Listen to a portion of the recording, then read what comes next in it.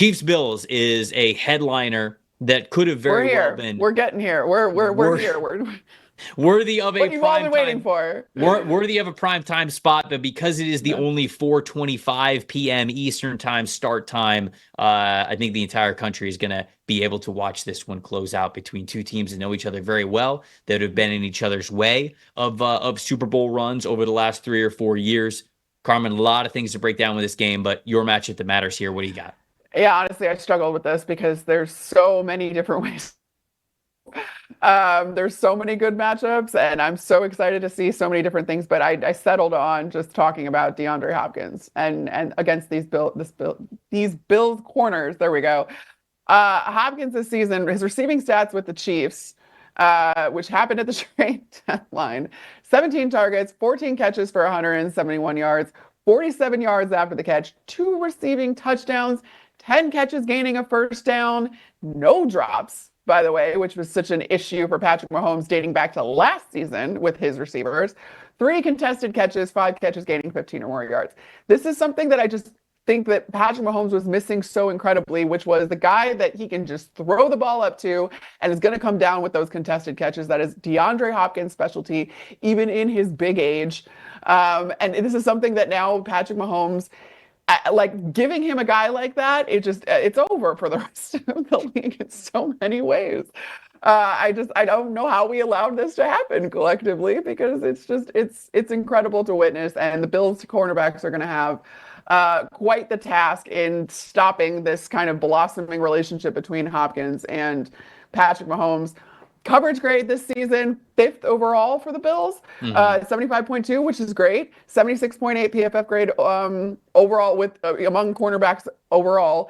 Receiving yards allowed in coverage, Rasul Douglas has the most, 318. Teron Johnson, 223. Christian Benford, 173. Jamarcus Ingram, 117. So this is a good unit. It's a good coverage unit. They're going to be tested this week.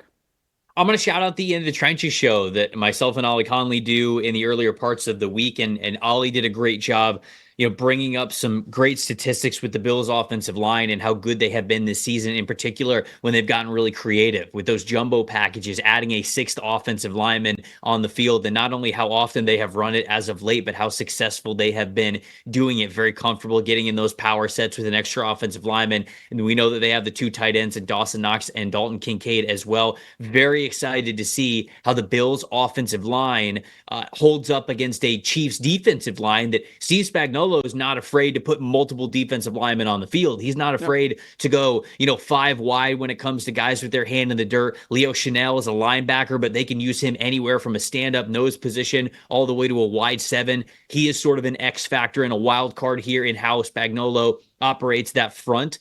And it's just going to be a chess match all game long between Joe Brady, between what the Buffalo Bills want to do, and between how the Chiefs are going to try to cope with that and how they're going to attack that. Because I think in a lot of ways, the Chiefs like to be the aggressors on the defensive side of the football, but I don't know if the Bills offensive line will give them that luxury. I think it'll be a little bit more of the Bills sort of dictating what's going on because of how fearless they have been to go to much heavier personnel. And not that the Chiefs can't keep up with it, but it'll be a little bit of a counter punch for them more than it will be the first punch thrown from Kansas City like we have seen in the past. So specifically the Bills offensive line and their creativity and their willingness to go to those bigger packages, how the Chiefs sort of mirror that and not let the Buffalo Bills, who to me are one of the most balanced offenses in the NFL. And I think that all starts with, of course, Josh Allen's a major part of this and the weapon that he is in the run and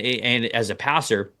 But I think the success that they have had with the offensive line in a lot of different ways is what allows them to be as multiple and as balanced as that they have been with their effectiveness running and passing the football. So if they're able to have that sort of success and dictate that against the Chiefs defensive line, they can continue to run the ball really well. This game being in Buffalo, I think, is a really big deal. So it's just a titanic matchup with two teams who are playing as good as anybody in the league right now. Well, the Chiefs have been struggling a little bit, but they're undefeated. They're the only undefeated team. So maybe you can list a couple of teams that are playing, but yes, quote unquote struggling for the Chiefs. It's gonna be a great matchup, and you know that the Bills are going to absolutely give the Chiefs their best. So I cannot wait to see that one. Who's your plus factor in this game? Yeah, I was never on board with pretending that last year never happened with the Chiefs. Like, even if they're not as productive as you thought they should be, and they were dealing with a down year and all, it doesn't matter.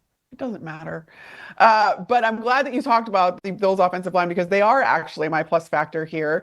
And it's because of the fact that you talk about those jumbo formations or those jumbo packages that they trot out so often. It's because they realize what happens when Josh Allen gets pressured.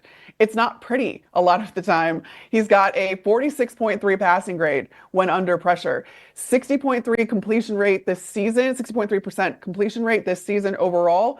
That goes down to 37.8% under pressure, which is second to last in the league. Only Caleb Williams is worse among quarterbacks with at least 100 dropbacks. So that is something that the Bills know very well. They have to protect Josh Allen. They have to give him time.